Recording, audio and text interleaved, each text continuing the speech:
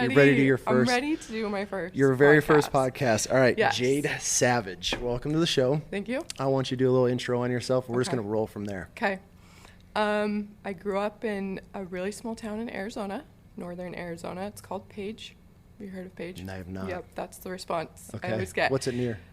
Lake Powell. Oh, okay. Okay, yeah, that's the exact response I always get. Oh, where's Page? Lake Powell. Yeah. Just start with that. Yeah. From Lake Powell. Literally lived minutes from Lake Powell. Grew up there all through high school, one of the towns where everybody knows everybody. People I grew up with since I could walk. Oh, yeah. Small town living. Small town. Really super small town, but one of the most beautiful places you'll ever see. Graduated high school there, and then I went to college in another small town in Utah, St. George, Utah. Beautiful. Back when it was called Dixie State. I don't think it's called Dixie What year State. was this? What year did you graduate high school? I graduated in 2008. Okay. So I got my bachelor's degree. I just kind of went to college because it was what I thought The thing to do. Mm-hmm. I didn't really have something in my mind oh, this is what I want to be, this is what I want to do, but I got most of it paid for. How? Academics. Okay. School came pretty naturally to me. I wasn't really, I didn't have many goals at that point, but I was like, okay, this isn't going to cost me too much. Let's just do this thing, get a degree. I chose writing. I went down a couple different paths. I was maybe going to check out the medical field, and that was no, it's not for me.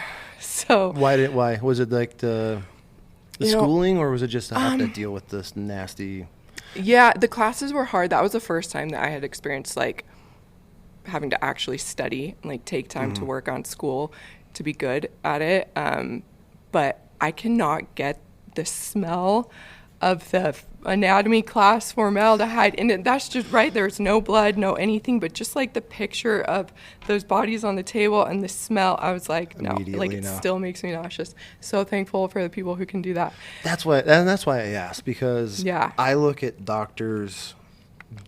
There's certain things that gross me out. It's mouths, people's mouths. Yeah. Is an ick for me. Yeah. Hair, Ooh. Being a girl dad, I'm just covered in it all the time. Oh my gosh. But that doesn't grow. But other people, just hygiene. Yeah. Is my thing, and I look at doctors and I'm like, God bless you. I know. So right? I understand. I guess I probably would have been the same way. Hair's a big one. I can't even brush my hair until it's all the way dry. Because it gives me just the cringe, wet hair. Anyways. Okay. Side topic. Kudos to the doctors and everybody that can make it. I appreciate all of them. So glad they're here. But I do love to write. I've got a secret stash of poetry and stories, and that's something not a lot of people know. But why do you keep it secret? It's very just very real. It's very straight from my brain, straight from my heart. One day I'm gonna get brave enough to do what do they call a slam poetry or spoken word open mic and do my stuff. But I like to write. I've always enjoyed to write, so I chose the only degree on the freaking website that had writing in it. Got a bachelor's degree in writing, professional writing. Haven't used it. Most college grads. Yeah, I don't really even know I could do quite a few things with it, but haven't used it. After college, I was I'm not ready to grow up, and people are what do you want to do and what do you want to be? And I'm I just can't, I have to choose one thing. Can't I try things out first? All this, not pressure, but a little bit of pressure. The stigma of becoming an adult. Yeah. And I didn't like it. That's how I got forced in the military. And now I think back and I'm I should have just gone into the military. I think I would have liked it. It wasn't even on my mind back then. After college, yes, I didn't want to get a real job. I went to Hawaii. Straight out of college? Straight out of college. What made you just pick a spot on a map, or? No, there was a boy. Always. Right. All the most tragic. I almost asked what was his name. I do that when I talk to buddies. They're I ended up here. I'm what was her name? They're yeah. How'd you know? Yeah. It's always somebody. I know. All the best and worst stories. There was a boy, right? So there's a boy who I had met the summer prior to me graduating. He was a fishing guide on Lake Powell. Okay. Fishing guides. And I had grown up fishing. I loved fishing, but, you know, it was always just like lakes, rivers, and stuff. And he went back to Hawaii after the summer because that's what he did for a living. I don't know, maybe probably still does. Fishes for a living. And when I graduated college, he gave me a plane ticket to come out and just visit, right? Mm-hmm. Graduation present. Was it a one-way? No, it was a round-trip ticket. Okay. But when I got out there, I was like, okay, this is what I want to do. Mm-hmm. I just want to come here, and I just want to fish, and I just want to be on the beach, and I just want to swim with dolphins, and all of these wonderful things. What island? The Big Island. Mm-hmm. It's in Kona. Okay. So fresh out of college, and you're just on a flight straight to Kona. Yeah, pretty much. What did your parents think of this? I know. What did your poor dad think of this? I know. Nobody ever thinks of the dads. I know. No, my mom always tells this story. She goes, Jade, I was sad because I went on like this 2-week trip, and then I came back and I was like, you guys, I'm sorry, I'm going back. It's calling me. One-way ticket. I don't know when I'll be back. Who knows?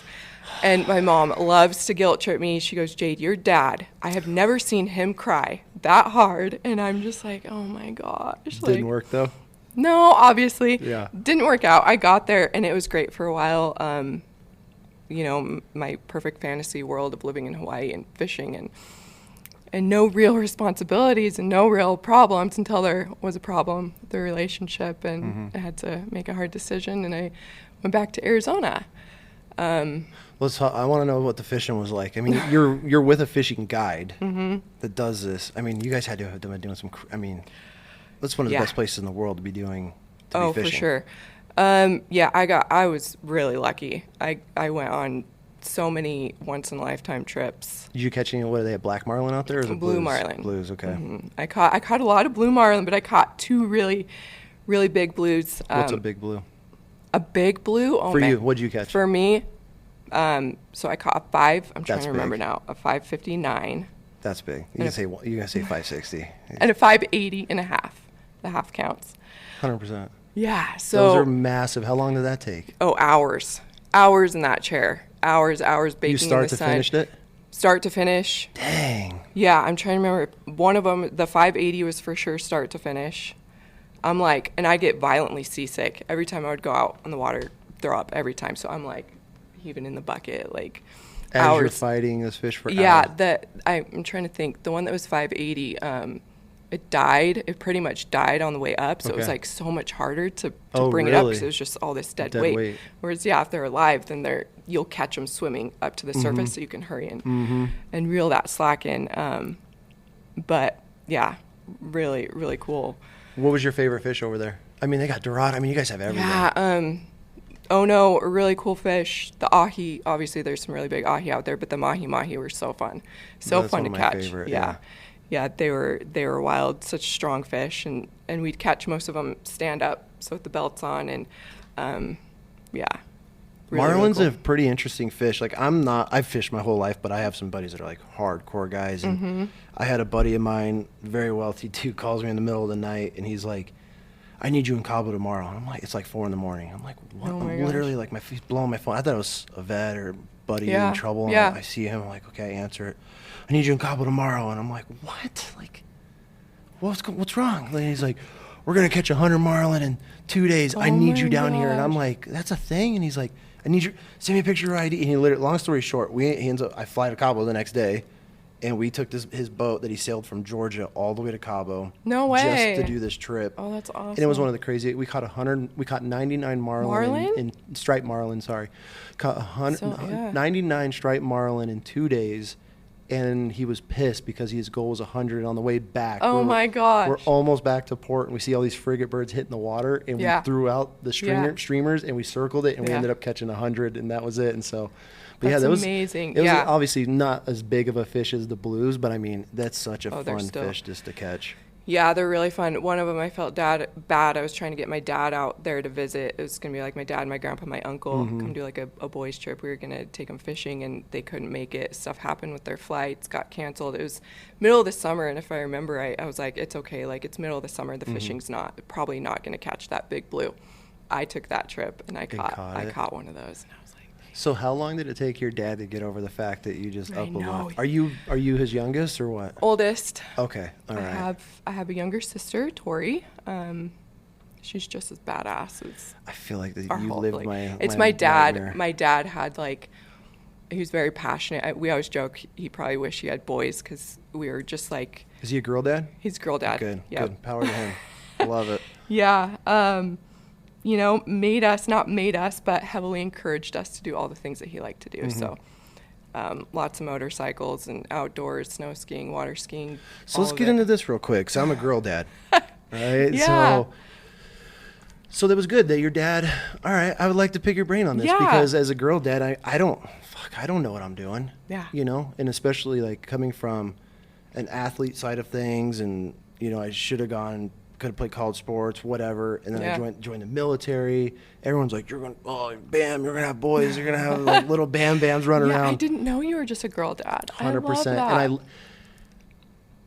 I have fucked up a lot of things along the way. So do all dads. I'm sure. Right. Yeah. And so, but I look what I have now and I wouldn't change it for the world. Yeah. I like having a daddy's girls. Yeah. But at the same time, I have the princesses that can get dolled up, be in a ball gown. That's important too. But at the same time, they're on the mountain with me, just grinding it out. But it's like, it's so hard because, you know, how hard are you on them? Like, you know, how much do you push a daughter? And, you know, my wife's always like, they're not sons, you know, but at the same time, I'm like, the fucking world doesn't care. Yeah. So it's hard to find that balance. That's so funny. I think my dad had that same mindset because me and my sister joke all the time. Hey, Tori, remember that one time we were doing this trail way out? Who knows where we were? It seemed like it took us hours to get there, and we're both just bawling because we're little and we can't make it up this hill. And Dad's like, you guys are coming up that. Either you're staying down there or you're going to come up this hill. What's the age gap between you and your sister? 3 years. Okay. She's 3 years younger. So you guys were pretty tight growing up? Yeah. Okay, that's cool. Yep. I mean, your typical sibling, you know, you hate them and then you love them. Mine fight so hard, but they love each other so much. Yep. We love each other. Yeah, we're really so close. He just would bring you, because my mentality is, I'm going to bring them everywhere with me, and they're going to do everything I'm into, but at the same time, like, I want them to discover their own passions, and then obviously we'll back whatever it is. But it's tough, because, like, as a boy, I feel like sons are so much easier, because they're just...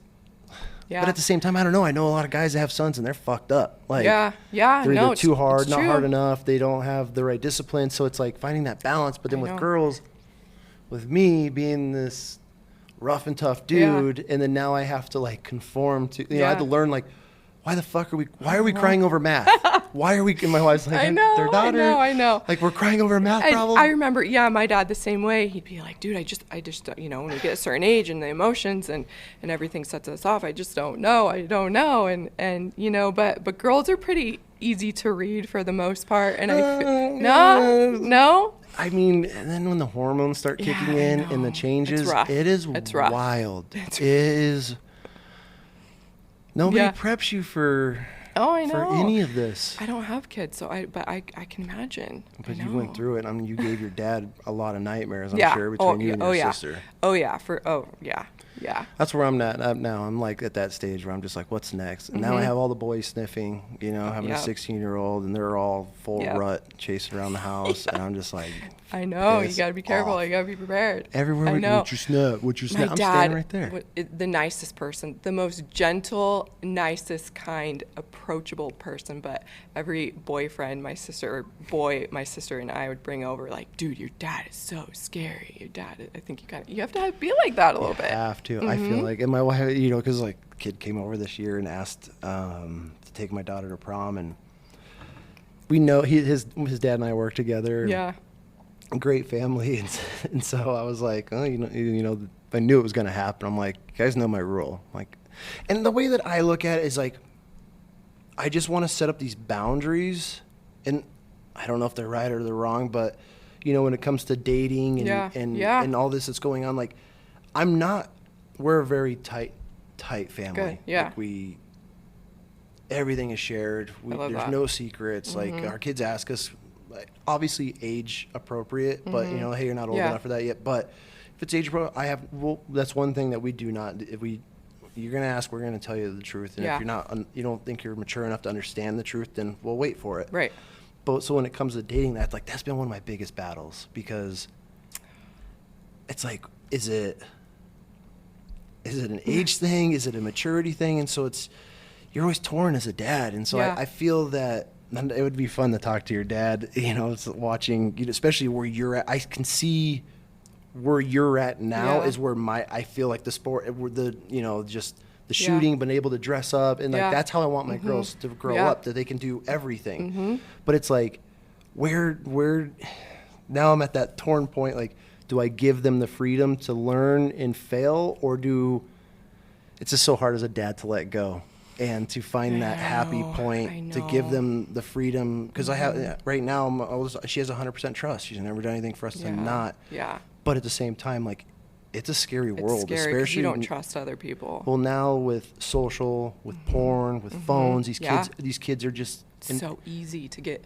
They're not dealing with us that we're just running around the woods and being little hillbilly ass kids trying to date someone's daughter. Now there's like an agenda. Now these kids, like, it's almost like, and I don't want to use this word, I don't know how to explain it. It's almost like, in a way, it's almost like a predator instinct that they've molded into. Now it's like a target. When we were boys, like, I'm sure it was the same when we were kids, some kids, but like now it's like, I very seldom run into a teenage boy my daughter's age and be like, man, that's a good kid.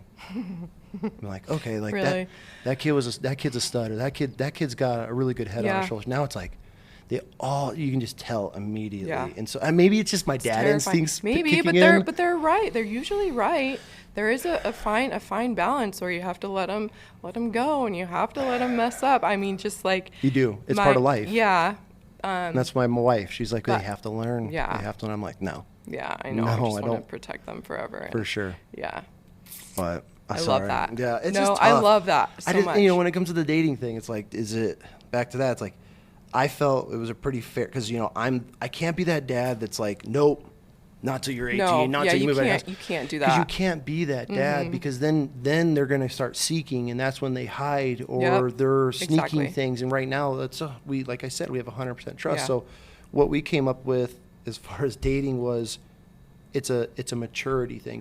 Because my thing is, like, back to being a really tight family, I'd tell my daughter, I'm like, I'm not going to allow a boy to come into our house that doesn't have a relationship with us. Yeah. Because I'm not going to have this kid sitting at my table flipping his hair and like, oh, fire, bat, cap. Like, I'm just not dealing with that. No. Like, this is my home. I'll deal with the growing and the teenagers and the boy. Yep. That's just something you have to, I'm going to accept that. Yeah. But as far as the attitude, the personality, and I have some like mopey ass like kid in my house, I don't need to, like, I'm not going to bring that in there. And so at the same time with my daughter, I'm like, Christy, like, you have so many changes, so many things going on in your life right now that you're figuring out. Do you want to add a boy's situation and his drama and his baggage and all that stuff? So when you want to, she's going to say, yeah, that sounds amazing. Yeah. Right. And so I think what we came up with as a decision as far as dating was, when you're mature enough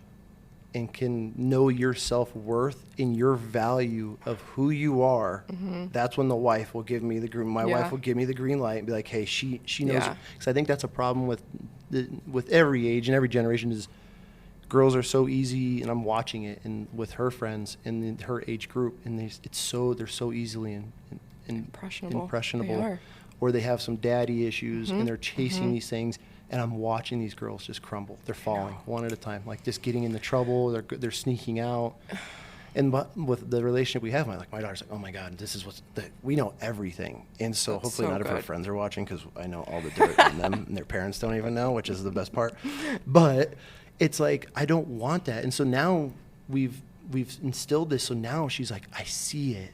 That guy, he just was saying this. And so now she's starting to pick up on that stuff. And I'm like, okay, this is part of maturing. You're able to read this. And I'm not saying, like, she just went putt-putt golfing with a bunch of kids the other day, a bunch of boys, one of them she's interested in. Yeah. I'm not going to say no. Like, she has to learn what's a player, who's a kid that's genuine. Are they asking you genuine questions? Are they trying to get to know your little sister?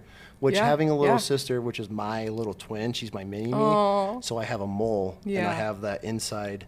That is, she's the gatekeeper. Awesome. If you can get past the little sis. That's kind of how my little sister was sometimes, Yeah, that's the gatekeeper. That's awesome. But it's a tough situation. I couldn't imagine. And your poor dad, that's literally my nightmare with my daughter. I'm moving to Hawaii. I would die. I would die. I think about that all the time. I'm like, dang it. I think that would solve a lot of the world's problems today, is like good dads. Good dads. It sounds like you're doing a great job. Moms too. Moms have an incredible job too. But like a daddy-daughter relationship is... There's nothing greater. Yeah. Nothing greater. It's amazing. Yeah. Sorry, that was a tangent. No, I love it. Topic. But so you come back home after living. How long were you in Hawaii for? Like 4-ish years. Oh, damn. Yeah, I was there for a while. And then, things... While I was there is when I first started to get like, man, I lived a very blessed life, perfect childhood. I just kind of like floated and skated, and everything was easy and awesome. And I didn't, my parents showed me what a perfect relationship looked like. I went through nothing hard as a child. And even through my 21, 22, 23, I was living in Hawaii. And so that's kind of when I was like, this relationship started to turn not too healthy. And so I had if you don't mind me asking. Welcome to the Wild Chaos Show. I'm gonna ask the questions. If you don't want to get into it, we don't have to. No, this is good. I felt pressure to just fit myself into a mold that I didn't want to be in. How long did it take for you to start realizing that? Man, I realized it a lot sooner than I did anything about it, unfortunately. Okay. So you put up with it? I put up with it. He just said he wanted me to be a certain way, and in my heart I was like, well, he wanted different things. He wanted completely different things than I wanted. I wanted a family. I wanted to get married. I wanted all these things. He didn't, and so it was a very tough compromise. For me, it didn't feel like a compromise. It felt like I had to sacrifice a lot. He didn't want to settle down. He didn't any of this. And so it was just a tough decision. Like, well, I don't think I'm going to go anywhere. I don't think this is going to go anywhere. And so I left. That had to have been a hard decision. It was hard. Yeah. Yeah, it was really hard. I left, I was doing the whole thing there in Hawaii with him. So I felt like if we broke up, like it was time for me to go back to like, my family. It's hard. Island fever is a real thing. Like I just felt like it was time. And so I went back, broke as a joke, moved in with my parents, and it was great. I mean, I think about that time in my life when I was living at home with them, and just being that close to them every day as an adult, like having that real adult relationship with my parents where it's like more friendship. That was amazing. That was awesome. And so kind of just like regrouped and game planned where I was going to go. The infamous question, what are you doing? Where do you want to be? Yeah. Where do you want to go? And I didn't know for a while.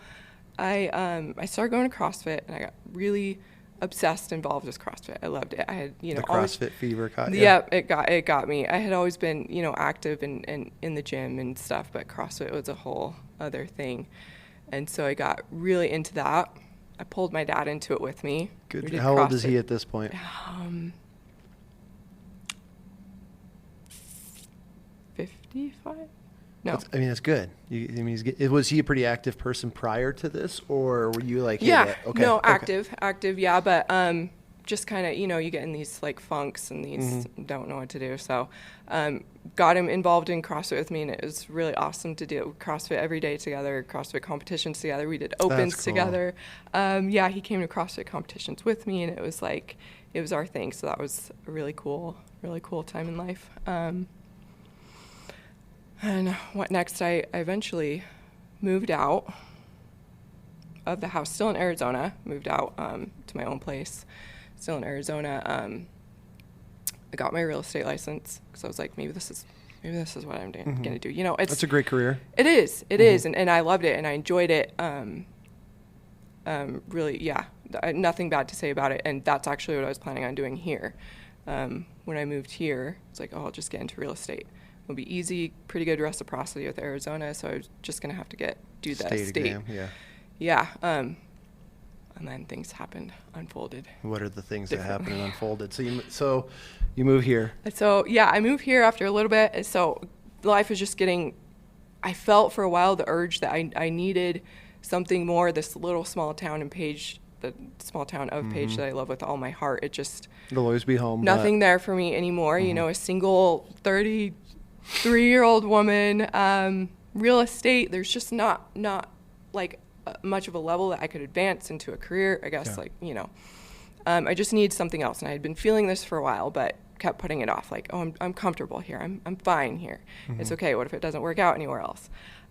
Just all those thoughts until one day, like, I was pretty much forced to, like, not forced to move, but pretty much my sources of income had stopped. And I was like, okay, so I can either figure this out here and keep living here, or just go do it. Just go do the thing. So I was kicking around. I wanted to go to my sister was living in Salt Lake area at the time. Okay. So I was like, maybe I'll go there.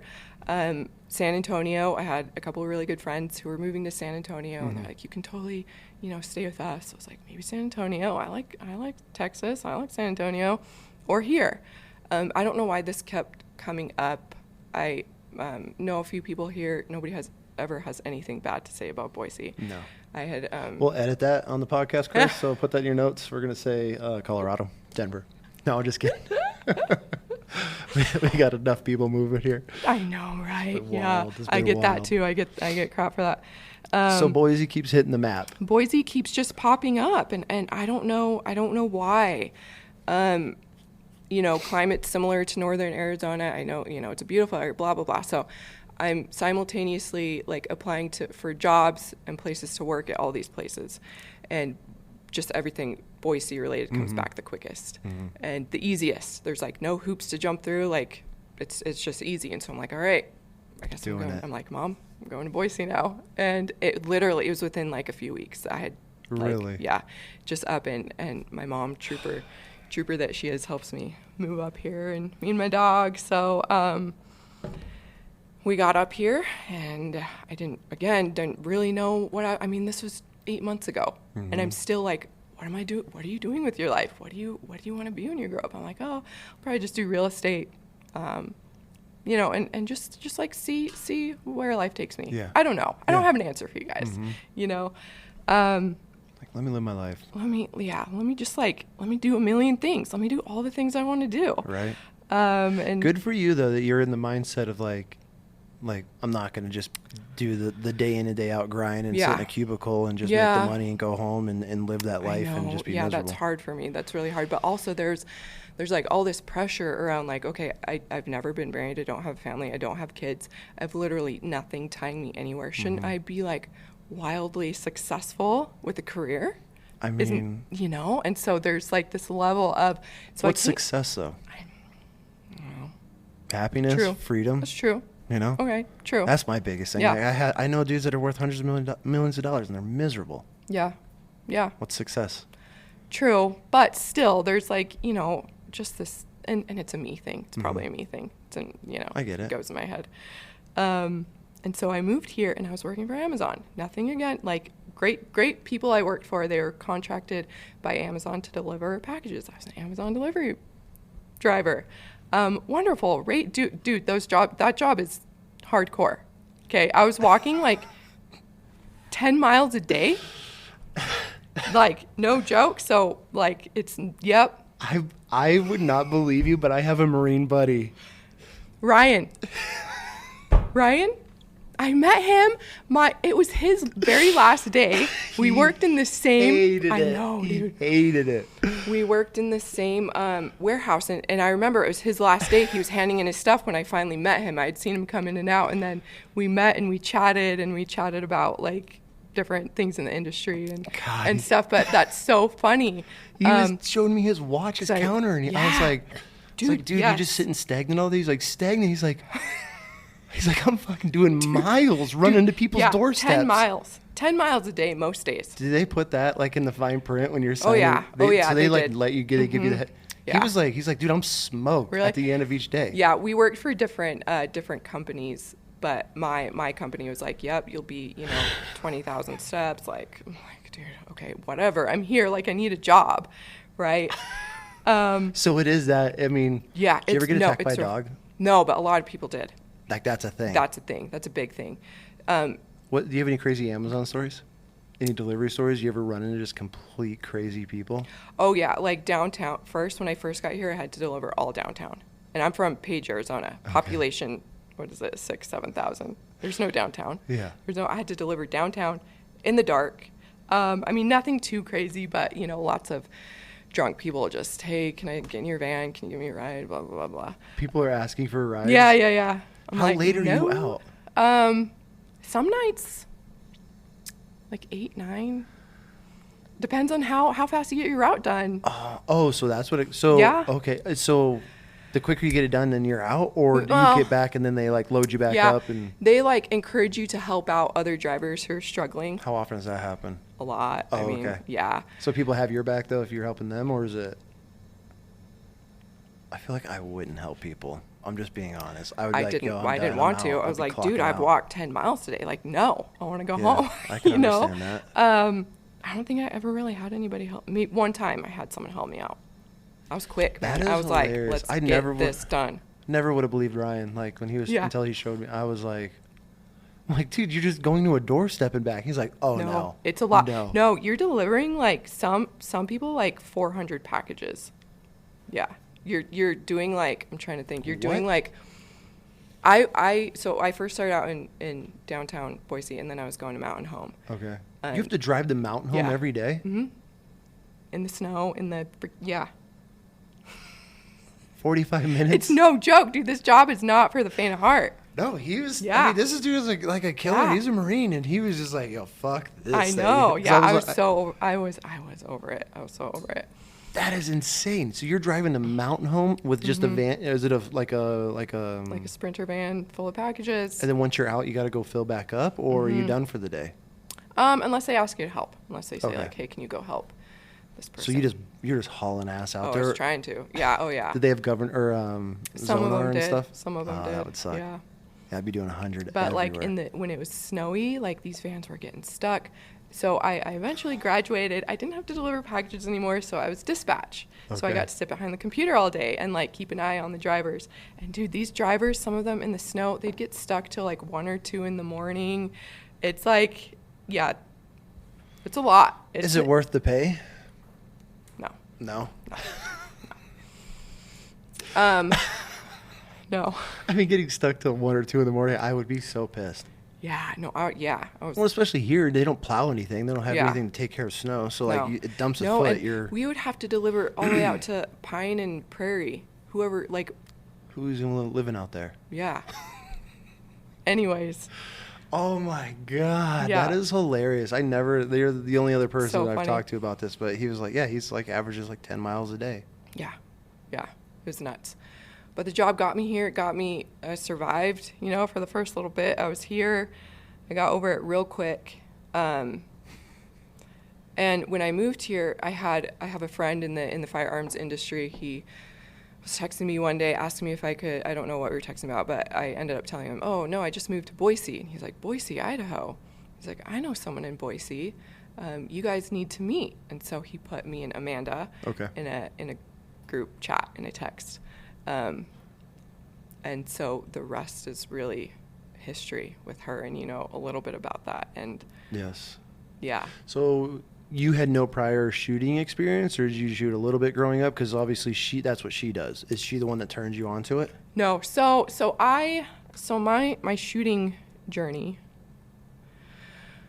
no, I didn't grow up shooting. I knew that my dad, he'd been hunting a couple times before. I knew he had guns in the safe. It was one of those things where, like, if he was going to the range, he'd be like, hey, I'm going to the range. That was one thing that he didn't ever push.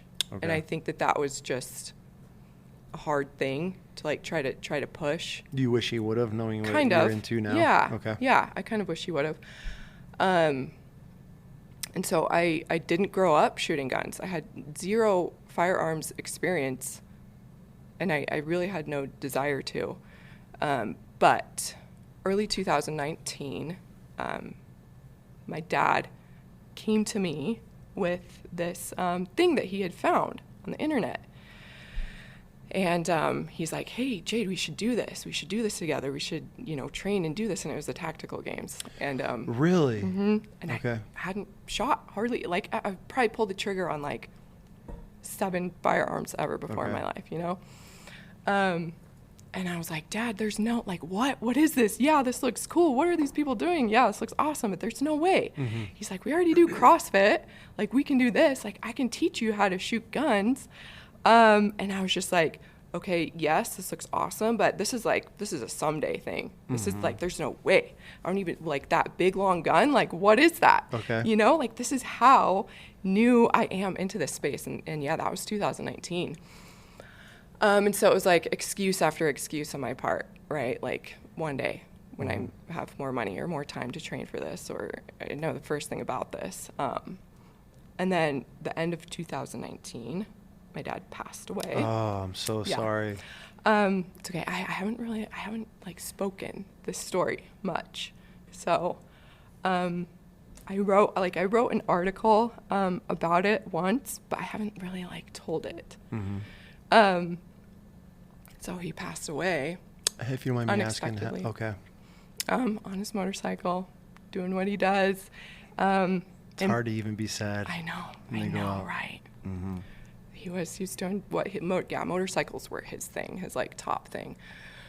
Riding his motorcycle down the highway, probably going a lot faster than he should have been going, knowing him. There was an intersection, a car didn't see him, pulled out, it was too late. That was really tough for me. He didn't pass away right away. I was in Flagstaff, Arizona, and my mom called me and was like, Jade, Dad's been in an accident. He's being life flighted to Flagstaff. And here I am in Flagstaff, and I'm like, okay, I'm going to the hospital. And on my way there, I'm just these thoughts of like, did I tell my dad that I loved him enough? Did I spend enough time with him? And this thing about like all these things that my dad had come to me and like wanted to do together, but I was too busy, or I had an excuse, or now, Dad, I'm doing all these things and I don't have time, and just like racked with all of these thoughts. And I was like, okay, he's gonna make it, and we're gonna do all these things, right? Like we're gonna do our stuff together. We're still gonna be adventuring together. We're still doing all these things together. And he didn't make it. And then I think of my life and everything I do, and like me as a person. Sorry, You're fine. Trust me. And I think about it distinctly in like before my dad's death and after. And just like any excuse that I think I have not to do something, and if I'm scared to do, like, all of that is just like, it's done. It's gone. Like, I can't have any more. Why? Before? Yeah, because like, dude, there is no someday. There is no one day. There is no later. Like, we don't get that. Mm-mm. And so there might not even be a tomorrow. Right, exactly.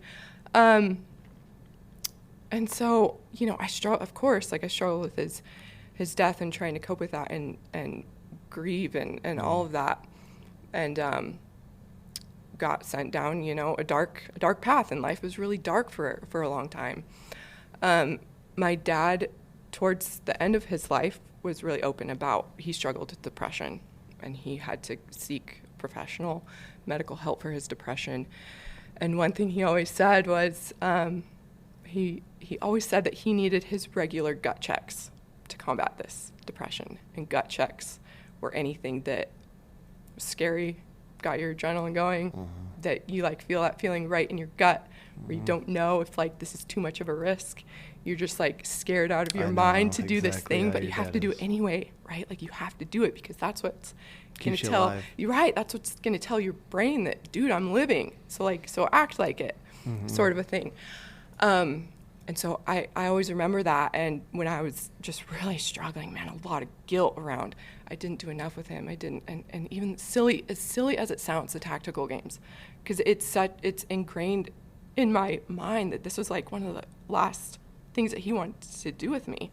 And here I am with all my excuses. And so he passes away, and a year or so goes by, and I'm, thinking of my mom. I'm like, okay, now my mom's on her own. I'm thinking of my sister, and it's just as hard for her as it is for me. And like, what can I do to like just fill a little part of his shoes? Just a little bit. I can't be the man of the house, but I can do something.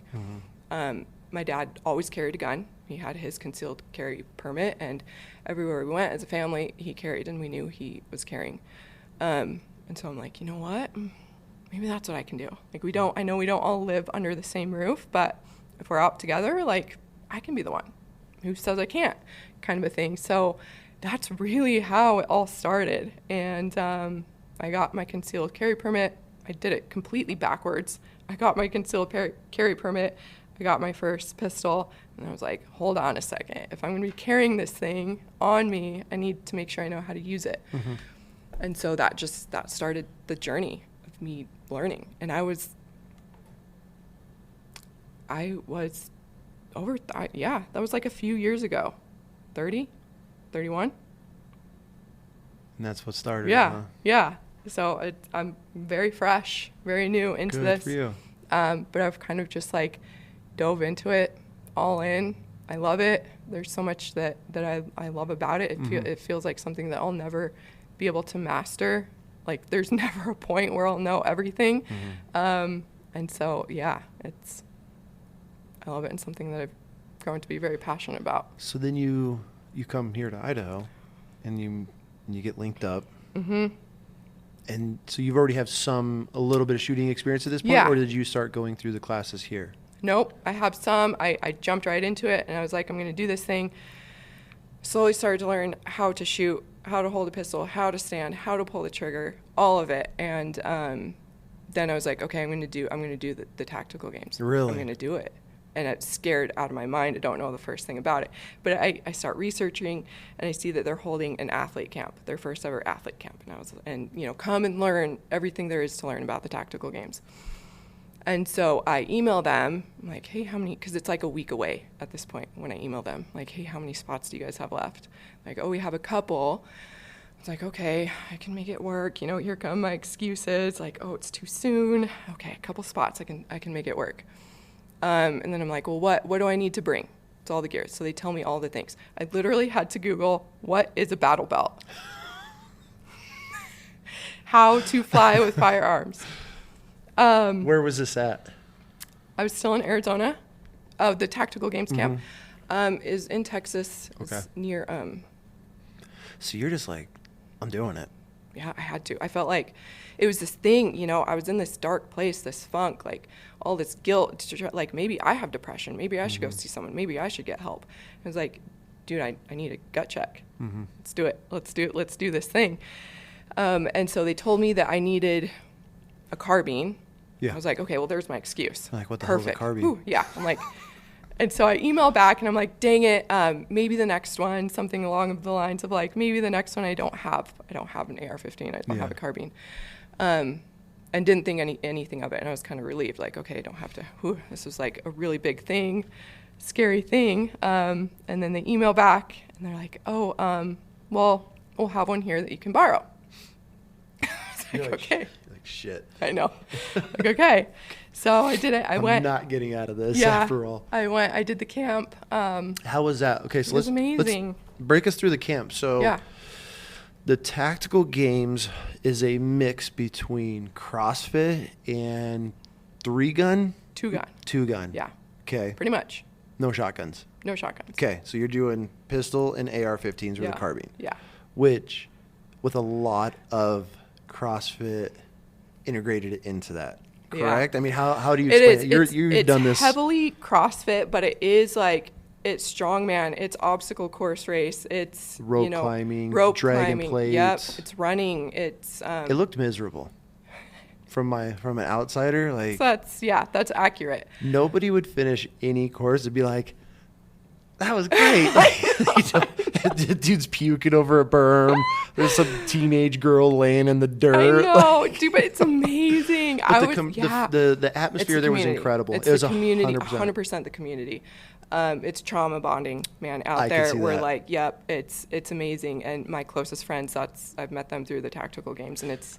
So what was the clinic like? So you show up completely. Oh, I show up completely. Nothing, brand new, dude, everything. I've never, I'm not even sure if I've ever shot a carbine, but I know my fundamentals with my pistol, my Glock.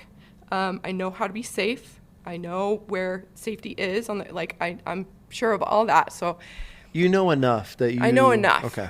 And so I show up, and I'm terrified out of my mind. I show up the morning of, at the place, and I'm like, I can still just turn around. Where do I get off thinking that I can do this? Okay. How do I have the audacity that I can do this, right? That kind of a thing. But I get out of the car and I walk up there, and immediately some girl I don't know, now I know her. Her name's Renee. She talks to me, and I feel immediately like, okay. I can do this. Yeah, just, hey, have you done that? Have you done one of these before? What's up? And that's, it immediately put me at ease, and that was my whole experience with that community. Just everybody is so outgoing and hey, and I don't know you, but I know you now because we're both here, sort of a thing. Yeah. But yeah, it was an awesome weekend. And so what they do, was it just like, excuse me, was it just a basic fundamental course, or are you like, they throw you straight into it? Like pretty much. How did it go? Yeah, definitely don't show up if you don't know how to be safe with a firearm. But really, if you can be safe with these weapon systems, absolutely, show up, go.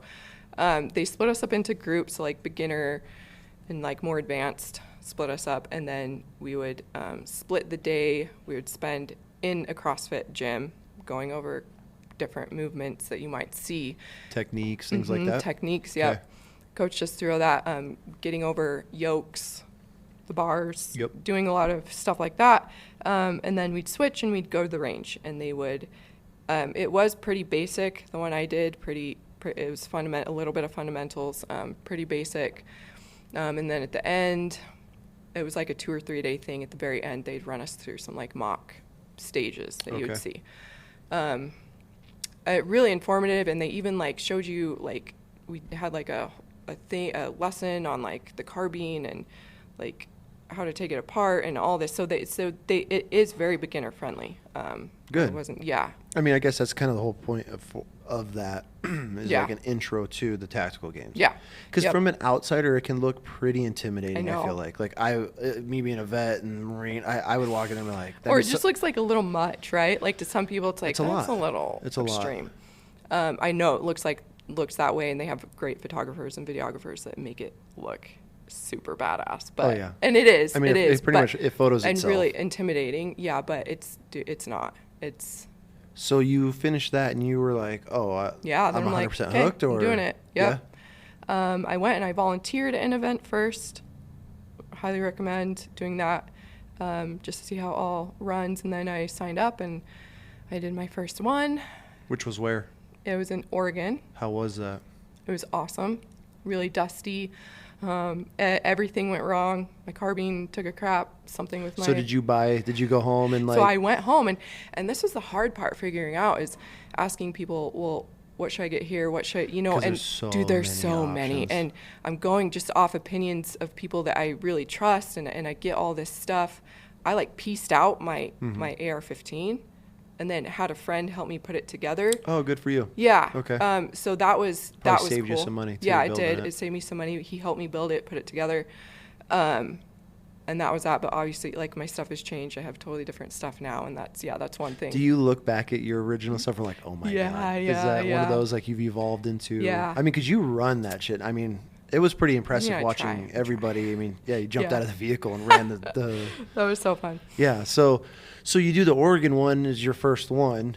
Oregon's my first one. And you were like, I mean, so besides your carbine, what failed on you? Yeah. How? Was it just dirt? It was like the gas block, like it was loose or something. And then I needed Loctite for something else. And I'm like, dude, what's Loctite? Like, this is like legit. I just threw myself into it.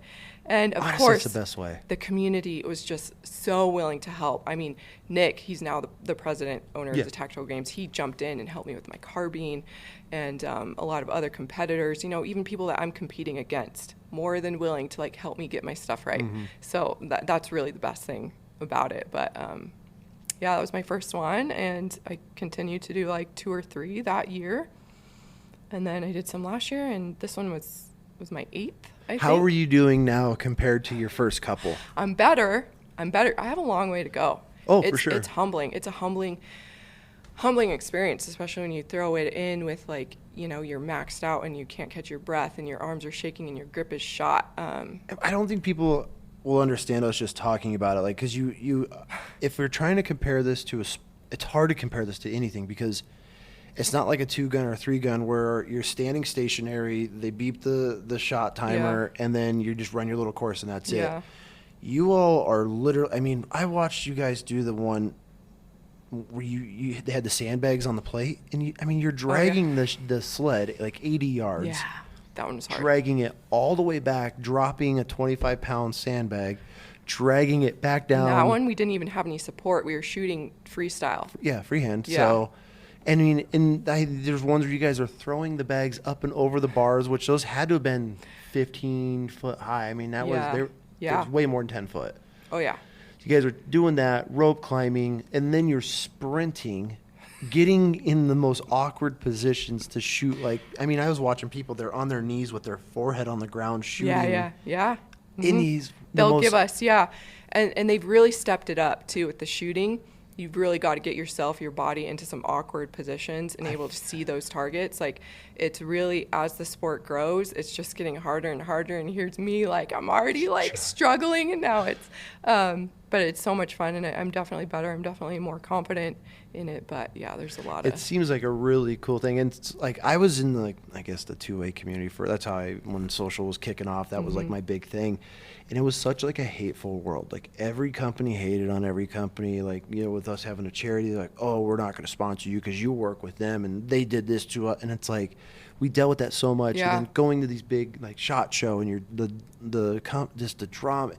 I didn't see any of that at the tactical games, and that was kind of what I was looking for. Because I personally, like, I've backed away from the shooting, that whole world, because of that. It was just so much drama. Everywhere you'd go, there was something. Yeah, it's like, God, can't we just just show up to a range day and have a good time? And then these guys did this and they burned us on this, and that's what I was honestly kind of waiting for, because it was my first time going to a tactical game, and everybody, I mean, if somebody would, has anybody got this? And there'd be 5 people would run up, like, helping each other out. It was a really cool atmosphere. The vibe was great. Like, I mean, there was a few like safety violations, but like you were supposed to drop your mag and it didn't come out of your gun all the way. Like I mean, for how exhausted, and I want to just say broke off. I mean, people are smoked when they're going through the shooting stages. It's a big deal to finish a tactical games weekend. It really is. Like, if you can just finish, it's a big deal. I can see that for sure. Yeah, and even Amanda, so this is the first one that I had like a group come. Oh, cool. And be with me. Okay. Through the whole weekend. I've just done them by myself, and I eventually got comfortable doing that. But Amanda comes out. We're going to check in all my gear, and she's helping me carry my stuff, and she's looking around, and she goes, "You came to one of these by yourself." Was this her first one? Yeah, this is her first time checking it out. And I'm like, yeah. And she was like, I'm so proud of you. And that meant a lot coming from her. I mean, you know a little bit about her background and where she's from. Maybe, not yet. Yeah, we'll get her on. A little bit. We're gonna have her on the you're going to have her on. I'm excited. Yeah. And so just coming from her and her experience in this world, it was like, okay, yeah, maybe I'm on the right track. Maybe I'm, kind of where I need to be. So yeah, it was. So you found your little niche. I found, and it's going to take me a while to like. I mean, I didn't know they had it broken into, I don't want to say like beginner to not like expert, but I guess divisions. That's how division. They have different divisions. Even what's the top tier division? What are they? Elites. Mm-hmm. Those guys, I mean, just watching them. Yeah. You compared to a 3-gun course where it's just like these guys are running plates, just plinking every one of them down. Yeah. I mean, they're hit, miss, hit, miss, hit, and these are the elite, and they're, I mean, just but their speed is there.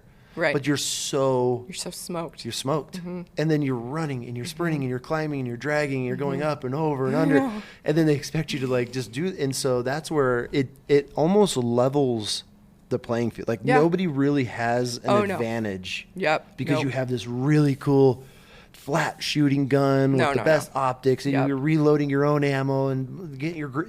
It's a very even. It's not one or the other. I'm sure people are doing things that give themselves a leg up on things, but like for the most part, I mean everybody. I mean, I'm watching.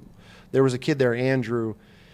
He was at the kids camp with my oldest daughter, and they became really good friends. Nice. And so he was. I wish we would have known he was. I would have brought my oldest. I'm glad I didn't, because that probably would be her new thing, and I feel like that's a very expensive sport to get into. Yeah. But he was there, and that kid's a stud. Yeah. And I was sending my daughter back. I'm like, he's just like, I know. There's some of the young kids. Yeah, dude. They're dragging. I mean, this is a 16, 17-year-old kid in his prime, and he is just like doing 100 burpees before you got to go shoot a pistol. Like, I know. I'm like, oh God, no, not for me. It's a lot of fun. Yeah, it's a great thing. And so you guys, you're hitting more, correct? I mean, those things are all over the place. I didn't realize how big it was. Yeah, I know, and most people don't. They're like, well, where is it this year? Like, they have multiple. It's all across the country. You know, I think from like February to November, they do like one a month, one, sometimes 2 a month, all over the country. So, yeah. Pretty cool thing. Yeah. And so now you're helping your friend. Yeah. I want to kind of dive into, because you guys just got an award the other night. I saw it on your guys' social. We did. All right, so let's backtrack and start how you got what you kind of got going on. Obviously, Amanda will break down the details when we have her on. So a lot of it, but so I got linked up with Amanda, a mutual friend, and we texted back and forth for a while, and we're trying to link up. Her schedule is busy, mine was off, so we couldn't really make it work. And this was in October, and then Thanksgiving comes around and I'm not going home. It's just going to be me and my dog in our apartment. And she says, hey, what are you doing for Thanksgiving? And I'm like, oh, funny you ask, because nothing. And she's like, come over. So that's when I meet her. I her and her mom welcome me into their home. And I have Thanksgiving with her and her mom. And her mom is a riot, right? My spirit animal. Right. Yeah, she's everyone's spirit animal. She's amazing. She's her own spirit animal. Yep. It's always a good time with her. Yes. I want her. Yes. Does she live here? Yeah. Oh my God. Her and Amanda. They live. I'm having her mom. Yeah. On. She is one of those people that you just instantly. Her and I was like, we could be best friends. Oh yeah. Yep. I feel like she's she amazing. would just get you fucked up off of like mimosas or some shit. Like, she's a lot of fun. Yep. Yeah. She's high, always dancing. Yeah. And the hair matches, right? The hair, it's a whole vibe. It's a whole personality. Well, that's why I met first. So then Amanda comes, really? I was like, oh, nice to meet you. I was like, we need to talk. But I was like, but first. Oh, that's so funny. I got to get to know your mom. Like, this woman is hilarious. Yeah. She just took questions she had. But so you and Amanda get connected. And so I think, Thanksgiving we're on I'm at Thanksgiving dinner, and really the rest is history. She tells me a little bit about what she's doing. I know just from her social media that I don't know for sure if I knew that she was doing firearms instructing, but she's in the industry. And so then she tells me that she's doing instructing, and that it was around that time that like things were kind of falling through for the space that she was in. So she was looking for a new space to do all this. And so I came into it right at this time. And, explain her business and name and you can plug it all. It's Athena Tactics. It's an all-encompassing self-protection, mainly for women. Yeah. We'll invite men to a few classes, but mainly women-focused, self-protection. Which I think is very important because men, and I'm going to get so much shit for this, but it's true. Like, I've been on the range with dudes that are, like, top-tier guys, and I'm like, I know. Like, I'm like, I know how to shoot. I'm confident. I'll shoot with anybody. But, like, there's just certain people when you're on range with guys, you're like, God, their guns are better. They got better everything. They're quick. So it can be intimidating, especially for a woman or young. You guys can be very intimidating, yes. For sure. A woman getting into the industry, 100%. I can see that. So it's good that you guys are tailoring to the women demographic, correct? Yep. Okay. Yep. Mainly women, just teaching women how to equip themselves to protect themselves, self-protection, not just physically with firearms or even, non-lethal options, but spiritually, mentally, emotionally. I didn't know that. Okay. You did? Okay, good. That's great. Yeah. That's good, really. Because I don't think a lot of people do. I think a lot of people think it's just firearms. Yeah, that's what I thought. It's mainly heavily firearms, but we do a lot of other really cool stuff in there. Are you doing like clinics, retreats, or anything like that? So, that's one of the big goals is to have do a women's retreat where we will shoot and we will teach you how to shoot. But, we hold workshops. We just held a workshop establishing healthy boundaries. Like what? Explain this.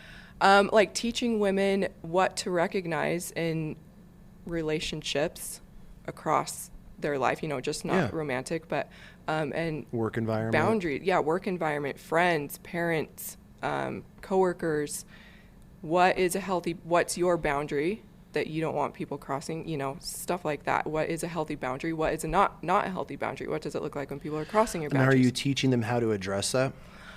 Yeah. Because I feel like that's, even though women will know their boundaries, they don't want to speak up because I'm not speaking for women, but like they just don't know how. Yeah. Or they feel that there's going to be repercussions in the work environment, so they allow. That's my biggest fear as a dad. You're absolutely right. Like, you don't take shit from no motherfucker if it's inside. Yeah, you tell your girls that. You make sure that they know that. But I feel like a lot of them, even who knows? I mean, you can say that, but unless you're pushed and you're put in that environment, that's very true. How do you know? We talk about that a lot. I mean, we'll go over like toxic relationships. Oh, for sure. What does it look like? And it is hard as a woman. You kind of get pulled into these relationships that look amazing on the outside, and this person looks incredible, and then the longer you get to know them, a few months in, they're a completely different person. Red flags. And then how what do you do? Flags. Right? Because you're in it. Yeah. That's part of it, you know? And so we do a lot of other stuff. It's not just the firearm. Good for you, girls. That's awesome. Yeah. So our goal is like, we want it to be a school. We want this to be like, we call it's the Protectress Academy. We want it to be an academy where people come and you continue to learn. It's not just one firearms class.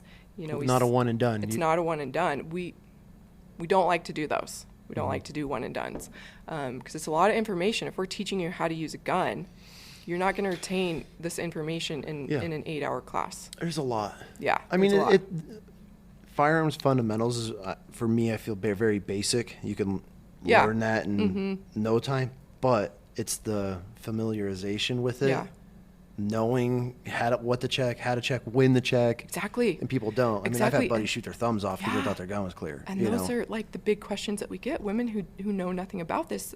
Number one question: how can I check to see if my gun has a round in it? Yeah. Okay, well, let's unpack this. Let's get into it. And those are really fun for me. I've like really wanted to like take on those first lessons, like the first couple lessons. Those are really, really fun for me because I wasn't there too long ago, you know, and that's such a near thing to my heart, is like giving women this really great first impression of this world. I feel that she's got a pretty crazy background. Yeah. But I feel that you are a key part of that as well, because it's not just, learn from a woman that comes from a military or government background. You have you that bring in a whole nother side of this. It's like, hey, I was just you. I know. Yeah, I wasn't. It hasn't. I don't know how many months, years, but like you can. Women, I feel, can relate to you on a different level because, like, hey, I just learned all. You know, you're not coming in like, hey, I'm an expert. Look at me. I'm going to teach you everything you know. But like, hey, let's learn this together so we can all be safe. Yeah, exactly. And I was intimidated at first. Like, dude, Amanda, your background, are you kidding me compared to mine, you know? But I've learned as I'm teaching these women and clients are coming in and they have these questions, like, you're me. You like, let's do, yes, you can do this. I promise you, you can do this. It's not as scary as you think. And so, it's a really cool dynamic that we have going on there, I think. Good for you, girls. That's great. Yeah. I personally thought it was just I knew she did clinics, but I thought it was all based just strictly shooting clinics. No, so when you're doing your spiritual ones, what is it? How does that work? So we put our workshops online, and this is part of the problem with new business, getting the word out there. We haven't had a whole lot of signups yet. Yeah. So we're working through. Is it having a new business fun? Oh my gosh. She's like, you want to come teach people how to shoot guns? Yes. She's like, okay, but also you're going to have to help me do all of these things. Yeah, it's hard, dude, the marketing and just marketing alone, just social media alone. It's a huge thing. But we get real and we get vulnerable, and the workshops that we have had people sign up and come, like, we're honest. We unpack a lot of what we've been through, you know, the stuff that we don't want to share with everybody, that, hey, we're trained and we know what to look out for. We know the signs to look out for all this, but it still happens to us. And what do we do? And where do we go from there? And it's all about just like really connecting with these women. We want to form a community. We don't just want to have clients that come in and out the door. Like, we want these women to like learn and grow with us. 100%. Yeah. So. I mean, that makes sense. Are you guys just based here for now? I mean, is there a plan? Now, is there a plan there's a plan. There's a plan. Take it on the road? Yep. That would be pretty cool. Yep. So as far as the industry, I mean, have you done any big shows, or I mean, have you been exposed to the world of the 2A world? Yeah, this year SHOT Show was my first. How was that? It was my first one, fully experiencing. It was amazing. That's because it was so much fun. I was like a little kid in a candy store. And I feel everybody, if you own a firearm, should go to SHOT Show at least once, but I feel like I know. Everybody, people tell me, most people are over it, and it is a lot. It's a lot of work. We went helping my buddy with his marketing. He has a marketing business in the space. What's he do? It's called Clear Path Marketing. Okay. And so just pretty much anything in this industry, he's going to market your stuff. He's going to get the word out. And yeah, he has a really cool approach to it. His name is Johnny. So if you need marketing, he's your man, Johnny. Anyways. That's where you look at the camera. And so thanks to Johnny for bringing me to SHOT Show, my very first one. It was a lot. SHOT is wild. It was wild. Wild a lot experience. of walking, a lot of talking. Very overwhelming. Very overwhelming. How long until your voice was shot? Oh man, yeah. After the first day, for sure, my throat was, or done. Maybe that was because I was getting sick already. But the SHOT Show crud. So that is a real thing, and I try to explain it to people, and they're like, well, if you do a full week at SHOT Show, you're getting sick.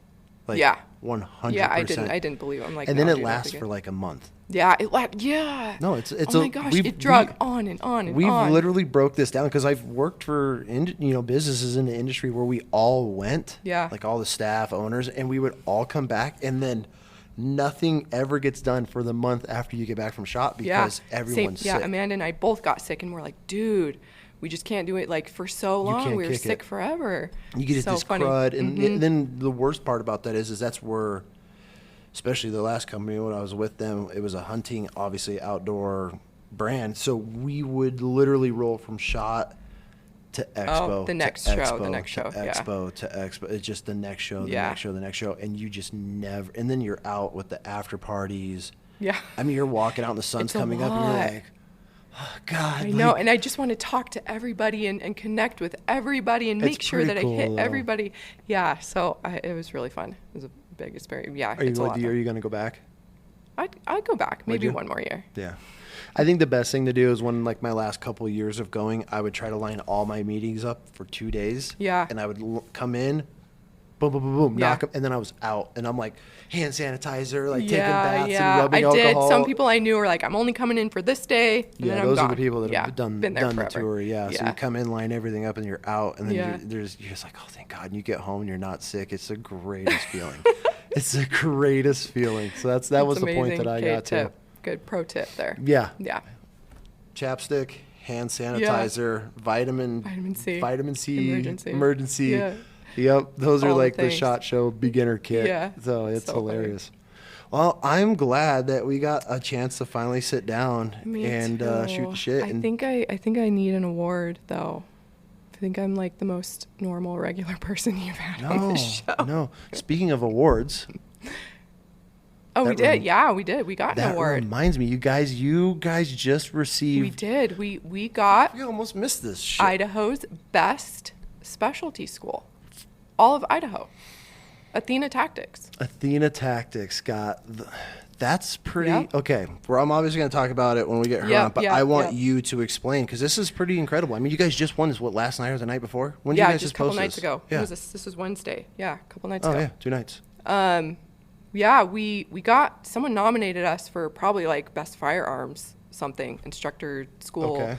But they didn't have a firearms category, so they stuck us in best specialty school, which had like Paul Mitchell and all of these like national cosmetology schools, hair schools. And we got the email that we won Treasure Valley. And so we're like, oh, this is so cool, great. We won the region. Okay. It's awesome because we're not gonna win against Paul Mitchell. Right? So you're going against like nationally these are national schools all across the country. Yeah. How many do you know was on the list? I can't remember how many were on the list. Was there a decent amount? There was a decent amount. So you're going against cosmetology schools. Yep. So we went against the Paul Mitchells and cosmetology schools in Treasure Valley. Yeah. We won Treasure Valley, but then there was the state. So they're like, so you're invited to the award ceremony, and we're like, cool, let's go. Like, we'll get our regional award. This will be great. you know, and literally says Athena Tactics, and we look at each other and we're just like, what? Did they like present it on like the big screen or? Yeah. Oh, had really? Athena And you guys' Tactics name on the popped screen. up. Yeah. So we went up there and got our award, and we've got a plaque, and yeah, we're just really excited about it because this is special. This is huge. Like, I really believe in what we're doing. And so I think this is just like, it kind of confirms that, okay, what we're doing is, this is awesome and people want this. There's something behind it. Yeah, there's something there. So you guys win an award. I mean, how long have you guys been doing this? How long? So Amanda's been instructing, I think, for like a couple years, maybe. Mm-hmm. A year and a half, couple years.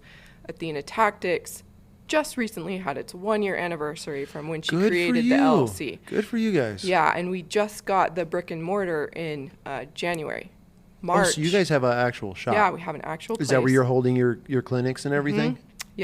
Yep. That's where we do most of our trainings and our workshops. Then, we'll go out to the range too. So, yeah, we just got that space in January. We had our grand opening in March, and here we are. Won this award. Yeah. Damn, good for you, ladies. You're on a roll. Yeah. We are on a roll. Good for you. Keep the momentum going. Yeah, that's why I want to get you guys on here, and that way that's awesome. I mean, you guys are making a wave. So I got a question. Yeah.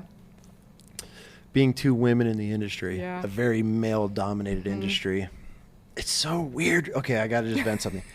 I didn't grow up I grew up very traditional. Yeah. Right? In that household. And I'll admit, I'm not male chauvinistic, but I've definitely leaned women have their roles, men have their roles, especially in the military. Combat, I'm one of those. I'll die on that hill. It throws a whole different wrench into the atmosphere. Yeah. But there's roles for everybody. Yeah. I'll 100% for that. But as a girl dad, I'm like, my kids will my daughters will run laps around your sons, 100%. Yeah. So it's changed me a lot. Fuck, girls can do anything. I'm one of those girl power, hey, you just have to as a girl dad. But there's still certain things I'm like, hey, absolutely. The shooting industry is a very male dominant sport. How is it trying to crack into that? I'm sure you guys are getting some backlash. It's hard. We are. Yeah. It's hard. It's tough. And especially, as far as I know, I don't think there's anybody in this area who is woman focused, doing exactly what we're doing. Good. You got a niche then. And I think we're ruffling some feathers out there. Good. I honestly think we are. And we're seeing people kind of doing similar things that we're doing now. And I'm like, hey, let's just take it as a compliment. And 100%. we're gonna go with this. But it's hard. And there is a little piece of that where we're like, man, we're not are we as good as these guys? But of course, yeah, we are. Yeah, we're as good as these guys. But I don't think it comes down to as good, right? I feel it comes down to, are we able to educate? Yes. Because anybody can go sign up for these tier 1 dudes, and you can go and shoot and beat the timer and all that stuff, which is great. Work yourself to that. Right. But as far as being good, it's more coming to the education part of the things. And that's really where we want to go with it. Yeah. Mm-hmm. So I feel you don't try to build the stigma can we compete with the guys as far as being able to be as accurate or fat. Yeah. None of that. And that's another thing that kind of drives me nuts in the shooting world is all these guys, they'll book these classes or these courses to go learn how to just run and gun. But in a real world environment, that shit never fucking happens. Yeah. Never. Ever. Yeah. And you see all these dudes, and everybody's jerking off over these half of them aren't even combat veterans that are giving these classes that people worship. And it's I've never seen one person in my life ever do a speed reload on a battlefield. But it's high speed, and it's cool, and it's sexy, and it gets views. It gets views. That's why I feel it's more of the education side, especially when it comes to women, because y'all are very analytical and break everything down. Nope, we know how women learn. We know how they want to learn, and so that is a big approach of how we teach. It's heavily educational, and we deep dive into every little portion and why you do it this way and why you don't do it this way, and why do we repeat these things over and over and over again. We take a neuroscience approach to it, where it's repetition, it's muscle memory, and we got to get these things down before we go. The absolute basics. Add all the stress, the noise, the recoil, all of the scary things that happen at the range, you know, and so. Yeah. What is the classes that you've done so far? have you seen like a common thing with women? Are these like just housewives? Are these business owners? I feel like the real estate industry, my wife had a really scary encounter and it woke her up. She actually can shoot a pistol better than me. Yeah. And so she had an incident one night, and I've never like had my wife's ass before, like absolutely chewed her until this moment, because she got fucking caught about her situational awareness, which is like, whenever I'm in anywhere with like, and I'm not, this isn't like the vet part of me, but this is just the world we live in. There's predators, people are watching. And I'm like, especially with my daughter, like, we don't create a pattern. You take different routes, like those little things, right? We do. We're big on situational awareness, all those things. And my wife, she, against everything that I've taught, and she knew it too. And she called, I can hear it in her voice. And she's one of those, like, when you screw up and your dad just chooses you, you knew you screw up. She got caught. A guy walked. It was the neighbor, thank God. But it was after hours. This client left something, and she had to go grab it for him before the showing the next morning. It was late, and she rolled up, and the neighbor walked right up on her as she's unlocking the lockbox. And she carries a pistol. Yeah. But I've always told her, like, if it's in your purse zipped up, I'm going to have you on the ground or in wherever I want you before you're ever going to be able to get. If I wanted to, there's no like. And so that was like her aha moment. Like, so it'd be awesome to actually send her and my daughter. I don't know how old, what's your youngest age that you do? We've got one in there right now that I think is 14 or 15. Okay. I mean, we'll do kids. We have a lot of parents that, will you teach my kids safety? Yeah, of course. I think it's just more of like a carry. Cause for women, it's different. Like I'll deal with an annoying appendix holster. Oh, it's much different for women. So, and I don't know how to train. So it would be cool. But I also, after talking to Amanda, I want to put together like a veteran wife clinic for you guys. So you hear about all the husbands all go and shoot, like, why can't we get the wives involved? So that would be something that maybe we can talk about and putting together a clinic for y'all for that. We have an enhanced concealed carry couples course. We're doing a lot more couples things. Cool. We're doing like a couples range day. How are the guys receptive to being taught by women? So I haven't been in on one where we've taught men. Any men have been in yet, and to be honest, I don't know that Amanda has yet. So these are going to be our first ones. Oh, cool. I'm excited to hear how that goes. We've already got sign-ups, so we're stoked. Like, this is going to be great.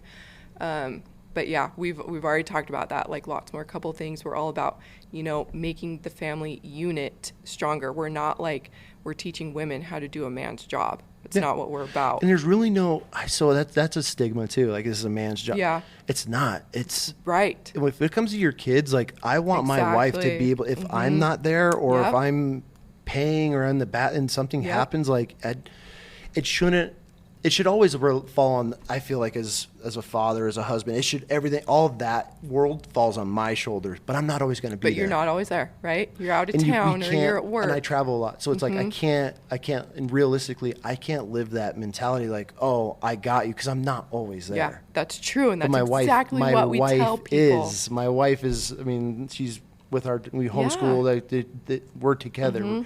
So it's like, that would be something that I'm very interested in getting the family, at least my wife, my oldest. I mean, my little one, get her in there. I got a little 22, a little SIG P23, I think it is. Yeah, we love teaching people on 22. She can shoot that thing. Yeah. But at the same time, like, it's different. I can draw from anywhere, but I don't know how to be able to teach her. Hey, this might become more comfortable as a woman holding it this way than others. So I'm all for concealed in purses and stuff, but I feel like that's the most unpractical. Off the body. Especially if it's, and then if your purse is sitting somewhere, if it's strapped, if it's behind you, take it off your shoulder. They grab your purse and run. Then there goes your pistol. Yeah, exactly. So we work through all those stigmas because a lot of women do want the safest, easiest, and they feel like that's the safest. Maybe if it's not on me, I'll feel. So we work through all of that, and we're changing a lot of thoughts around all of this. So I think I'll tell you what's effective. The cool part is a pistol in a grandma's purse. My grandma beat me with her purse when I was young on a bus. With the whole purse. And I don't think she realized her little revolver was in there, and she beat my ass on the back. Oh, yeah. I'm sure it hurt. And every time she hit me, I thought she had a brick in it. And come to find out, it was a revolver. And she was whooping my ass with her purse. I mean, it was deserved, but right. Oh, I'm sure. I'll never forget blocking it. And when that purse would hit me, I remember damn, like, this thing is heavy. So and then funny. when I told my mom that grandma beat my ass with her purse, and she's like, did you have your pistol? Oh, no. And yeah, I got my ass whooped. It's amazing. With a pistol in it. So it's effective. Go, Grandma. Yeah. Oh, for sure. Yeah, my grandma was a pistol herself, sure. man. She was a little spitfire. But do you see anything, any recommendations for women? If, obviously if they're not here and they're just listening to this, like basics, what would you recommend for a woman? Is there any like where to start pistol wise, or that we offer? Just in general. In general? So like, let's just say you have a female listener, which I'm sure we don't have a ton on this one because it's all just dudes, but we've had a couple women on. We actually have a cop, a law enforcement officer. It was an awesome episode that's airing next. But awesome.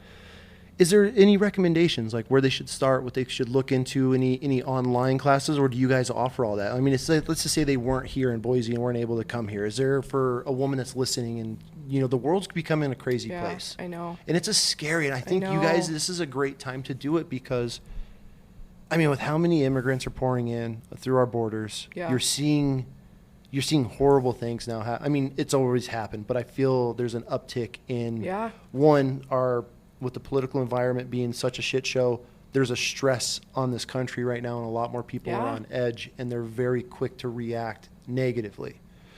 And then there's a lot, obviously, with our borders being wide open, there's a lot of horrible things that are crossing our borders, which are coming into our towns and cities, and there's a lot of changes going on, not for the good, that I feel like. So I feel like this is a perfect time for women to start educating themselves on how to carry. So is there anything you could recommend? Do you guys have an online class? Are you looking into doing We're that? looking into that. We're like, looking where does a into woman rolling start? all that out. I mean, if you're in the Treasure Valley, come see us. For sure. If not, I think just Google, start on Google. Talk to people. Hey, who have you learned from? Do you know these? Vet your instructor. Read through their reviews. Yep. That's one of the hard things that even I ran into when I was beginning, as I learned from a few people who made me feel like I was stupid and like I couldn't do this. Which, if it's killing your morale right out the gate. Yeah, and it's hard, and it's hard. And I've seen a lot of friends, that's happened to them, and they're like, nope, I don't want anything to do with this. Never mind. Taking my gun back. I don't want it. Which sucks. It's really unfortunate. I mean, vet your instructors. Ask around. Ask me. Ask anybody that in this industry who would you recommend. Travel to go learn from. That's what I did. If I couldn't find any local, I traveled and learned from people that had really good recommendations.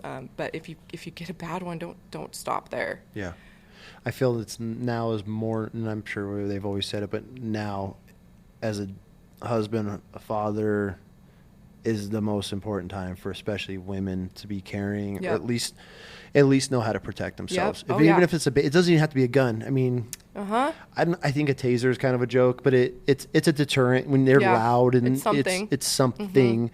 Are you guys teaching anything along those lines? Yep. Amanda is I think Axon Taser certified instructor. We'll do that. Pepper spray. You want to learn how to use pepper spray? Let's do it.